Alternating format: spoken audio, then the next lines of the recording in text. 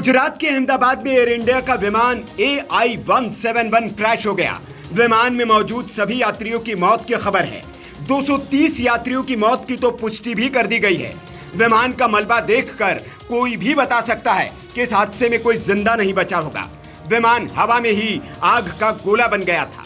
625 metre की ऊंचाई पर जाते ही प्लेन से मेडे मेडे की आवाज आई, लेकिन एटीसी कोई जवाब दे उससे पहले ही प्लेन हवा में ही शोला बन गया था। प्लेन जाकर रिहायशी इलाके में गिर गया।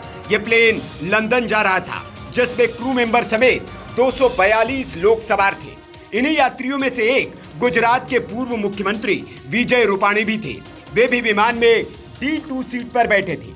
उनके घर वाले उनके सकुशल होने की कामना कर रहे हैं, लेकिन इसी प्लेन में सवार उनकी आखिरी तस्वीर अब सामने आई है। खबर है कि विमान के सवार सभी यात्रियों की मौत हो चुकी है, तो जाहिर है कि विजय रूपाणी भी इसमें शामिल होंगे। हालांकि कई लाशों की अभी तक शिनाख्त नहीं हो सकी है, क्योंकि वो बुरी तरह जल गई है। इसलिए परिवार वालों को DNA के सैंपल दिए जाएंगे, जिससे कि वे अपने परिजनों की पहचान कर सके।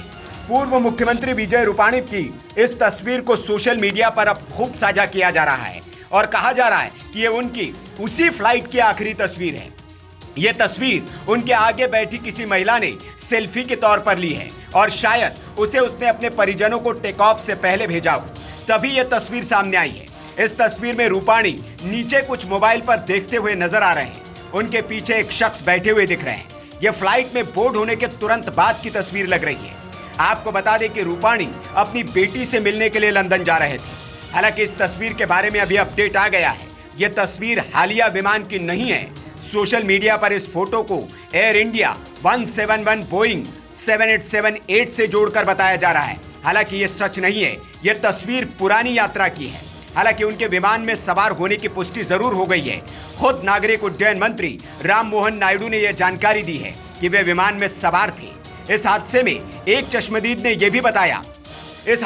चश्मदीद ने बताया, यहाँ से 200 मीटर दूरी पर मेरा ऑफिस है। जैसे ही मैं ऑफिस से बाहर निकला, मुझे बहुत तेज आवाज सुनाई दी और अचानक से पूरे इलाके में धुआं भर गया। यहाँ हंगामा मच गया और फिर हमने देखा कि यह दुर्घटना हुई है। जब मैं मौके पर पहुंचा तो मैंने देखा कि यहाँ मलबा बिखरा हुआ है, आग लगी हुई है और धुआं उठ रहा है। कुछ भी दिखाई नहीं दे रहा था। तब हमें पता चला कि विमान के पंख यहाँ गिर गए और एक विमान दुर्घटनाग्रस्त हो गया है। हमें हताहतों के बारे में नहीं पता, लेकिन यहाँ एक इमारत है जहाँ डॉक्टर रहते हैं।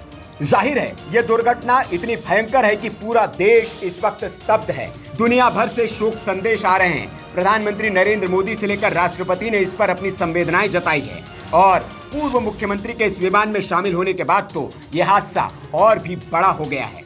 Bureau report, VK news. VK news, राष्ट्र के नाम।